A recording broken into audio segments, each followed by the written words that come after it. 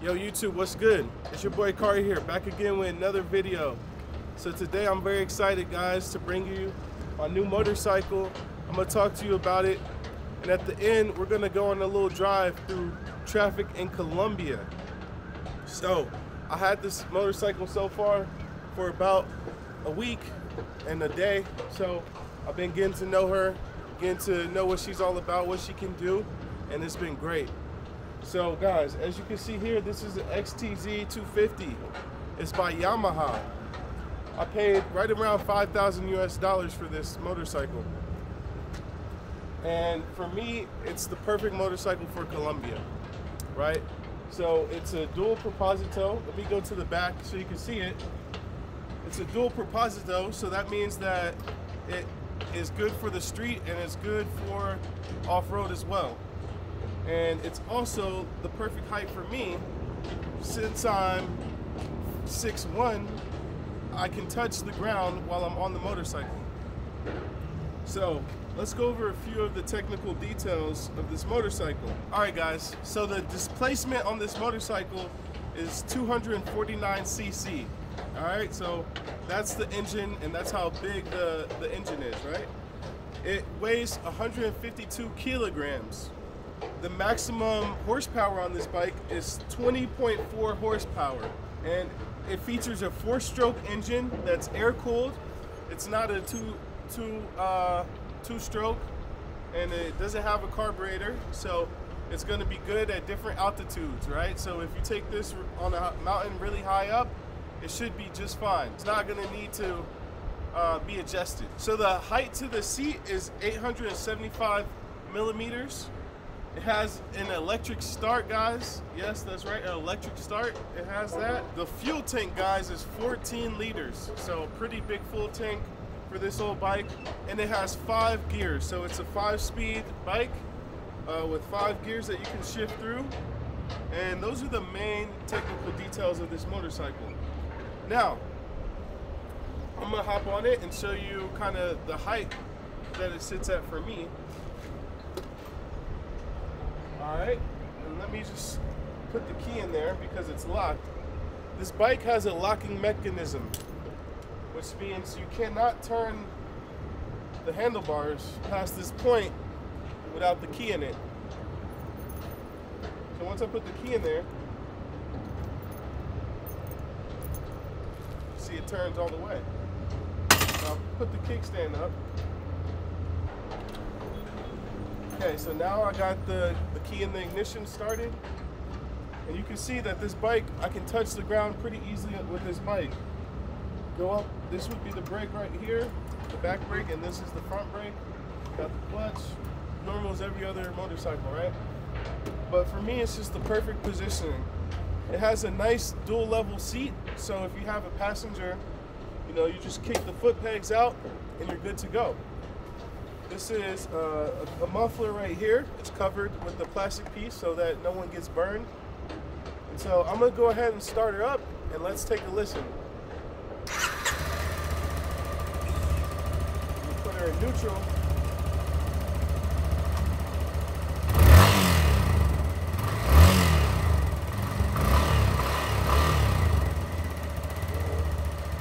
So real girthy sound there, guys. Real good sound. Of course, you could always upgrade the exhaust if you want more. All right.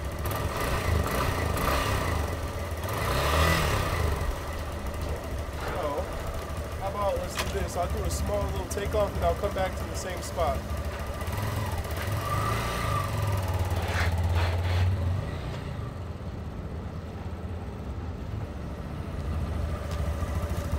There we go.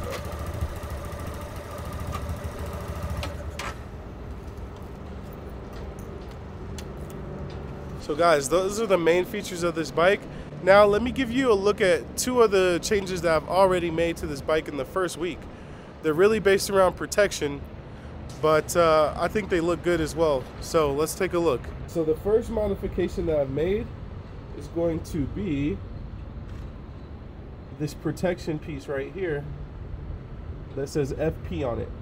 It's a aftermarket distributor of parts and that is a radiator protector. So behind that metal piece is the radiator on the motor. All right, and so the second change I made is right below that, where you can see the XTZ 250 logo, and that is a skid plate. So it protects the engine from any type of damage that can happen when you're off-roading, or if anything pops up and hits the engine, because the motor is right there. So that is a very, very important thing to have on this type of bike, especially if you plan on going off-road. So guys, tell me what you think about her. I personally think this bike is gorgeous, really, really beautiful bike. I'm currently looking for a name, you know, for her. So if you have a good name for her, please put it in the comments and we could discuss, and you know, I'll definitely give you credit if you come up with a name. So I love this swing arm right here in black. I think it looks so good with the blue. You know, I just think the styling on this bike is incredibly good. You can see the shock right in there, the suspension. When you zoom in, right there, you can see the suspension shock right there. And it does have ABS brakes on the front. So there you go. You can see the ABS right there. And like I said, overall, it's just a great looking bike. Let me come up to this side. You know, the same kind of graphic and everything. There's the kickstand, there's the gear shifter, right? And the same kind of thing going on. So you do have a lock for your helmet right there. And so the seat, like I said, is a dual level seat, which is pretty cool. It's more comfortable to have a passenger than the old school kind of dirt bike kind of seats. The motor right there, okay. And let's take a look at the controls. So I'm gonna fire the bike up. I'm not gonna turn the motor on, but I'm gonna turn the screen on. Let's see how that works. It comes on. Very nice. I'm low on fuel. I don't have much fuel left, but right here you have your high beams. You can throw those on. This is your turn signal, and that's the horn right there. This is the start. You need to have this down to be able to start the engine. If you turn it up, even when you hit the button, it won't start. So if I go ahead and put it in neutral, it's not going to start because this is up. Now I'll put it down, it'll start. Alright, you got your front brake right there, and that's pretty much it for this side. I'm going to kill it. And then you got your directional signals that are, I believe they're LED, don't quote me on that. I know the front is an LED. And then you got your back signals. I'm going to cover up the license plate and give you a look at the back. It looks really good. You'll probably see my license plate in another video, but you know, I'm trying to do my best to protect it. The tires are nice and chunky. They are like a 50-50 tire. They're good for the road and the street. Look at that. Ain't she pretty? Ain't she beautiful?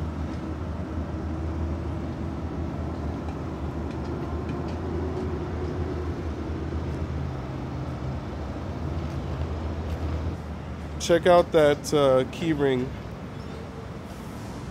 Is that not the dopest key ring ever? Like, this key setup, I'm in love with it. I'm in love with that key setup, man. I think that looks so dope. Not too much, you know, not too little. Just a simple little key that does what you need it to do. All right. So if I put this back in, you can see you do get a neutral light. You get a check engine light. You got your ABS light. You got your high beams and your turn signals. It does not tell you what gear you're in. I wish it did, but that's all right. You have the time, which you can switch through. This will show you I have 803 kilometers on the bike so far. Yeah, I have 803 kilometers so far. I'm still on trip 1, you know. I never reset the trip from when I bought it.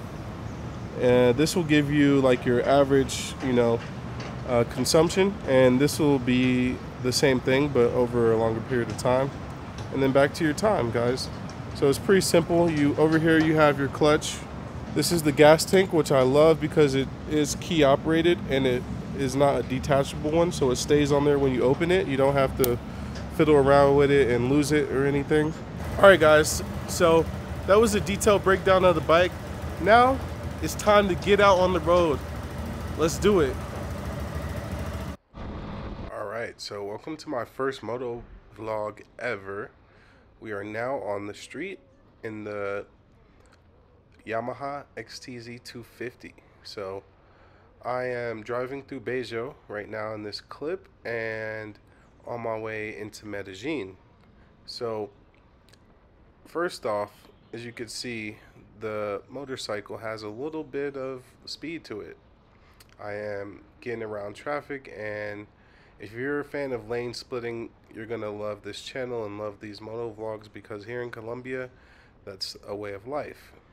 I think in some of the states in the US you can lane split, especially California. I'm pretty sure you can lane split, but for the most part you're not allowed to go in between the lanes in most states in the US. But it's a beautiful day here in Colombia, and we're just gonna go around the freeway a little bit, and I would just want to show you what it's like to ride a motorcycle in Colombia. So I'm arriving at Puerta del Norte in Bejo, and I'm going around the circle here, trying to get up into the circle. There we go. And I just need to make it around to the second exit so I can hop on the autopista, or the freeway that goes south. At this point, my motorcycle has about 800 kilometers on it. I actually have to take it in for service at 1,000 kilometers, so I'll probably be doing that in the next few days to get the oil change. On this particular bike, you have to change the oil after the first 1,000 kilometers. After that, you have to change it after every 5,000 kilometers. The place where I got it, Moto Work Las Vegas, is giving me the oil changes, the first 3, without having to pay for the labor, but just the parts. So that's kind of their promotion when you buy a motorcycle with them. And so I'm very glad that I purchased my motorcycle from Moto Work. They've been great all throughout the process, and shout out to Carlos. So Carlos is the one that recommended this moto for me after I told him kind of what my intentions are with the motorcycle, being able to go to other parts of Colombia as well as being able to move through the city nice and easy. So he said this is pretty much the best motorcycle he could recommend for Colombia, because it really does a lot of things. It's a dual sport, so it's not going to have any issues going off-road, and obviously on the road it's pretty smooth as well. I can't express enough how much fun I've had on this motorcycle already in just a week of ownership. I really enjoy being able to go places when I want and not having to call a cab or an Uber and all that type of stuff.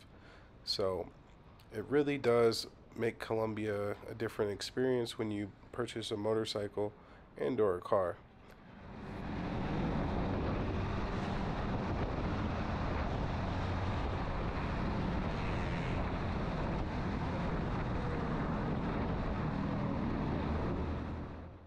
Pretty soon I'm hoping to be able to get out to some of the smaller towns in Colombia and show you guys what that's like when you travel to different parts on a motorcycle. There are very beautiful places around Medellin that you can go that are less than 4 hours away, and so it makes for a really nice weekend trip.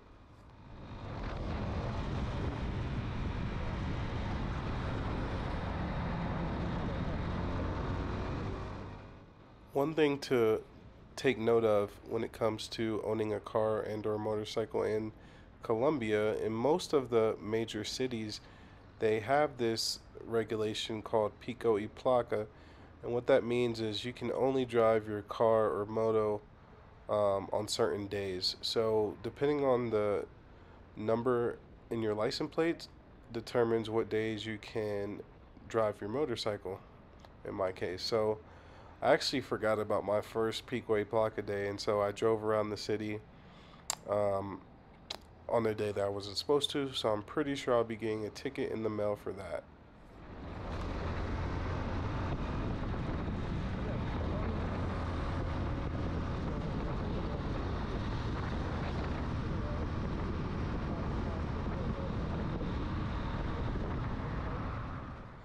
I don't think owning a motorcycle in Colombia will be for everybody, but for the people that have, let's say, really strong nerves and, might I say, balls of steel, you know, it does make for a very fun adventure.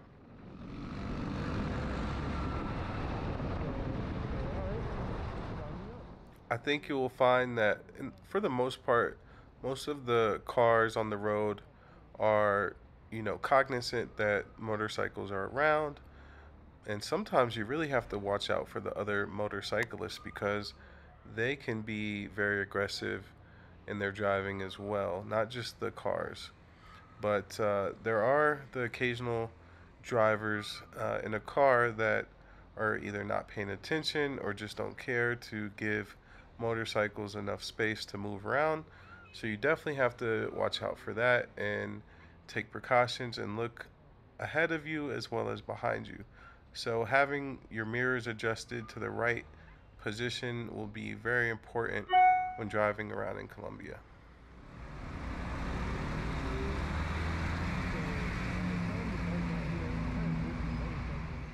For this video, I actually attached a GoPro to my helmet, and that's been working great for grabbing the video of me driving my motorcycle. So we'll definitely have a lot of content coming on the motorcycle, guys.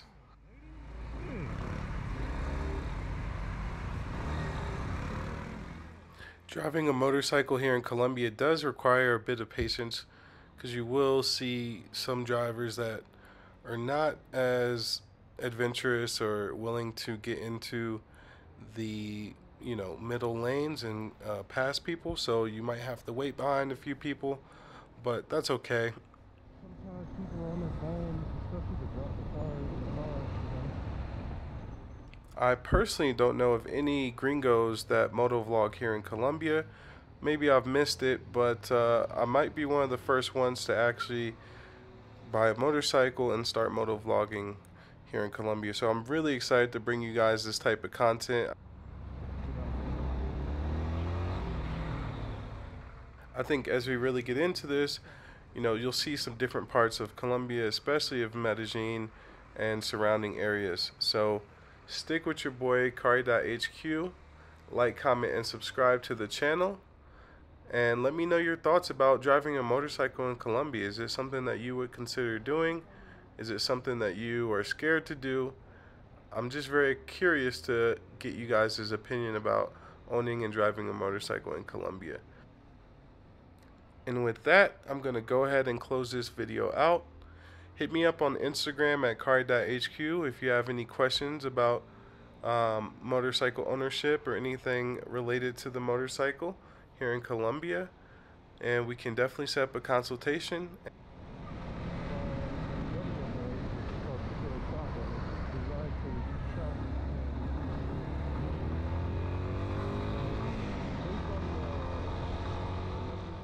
Alright, so thanks for watching and drive safe. Watch out for your motorcycle drivers out there and give them a little space so that we can drive and be safe as well.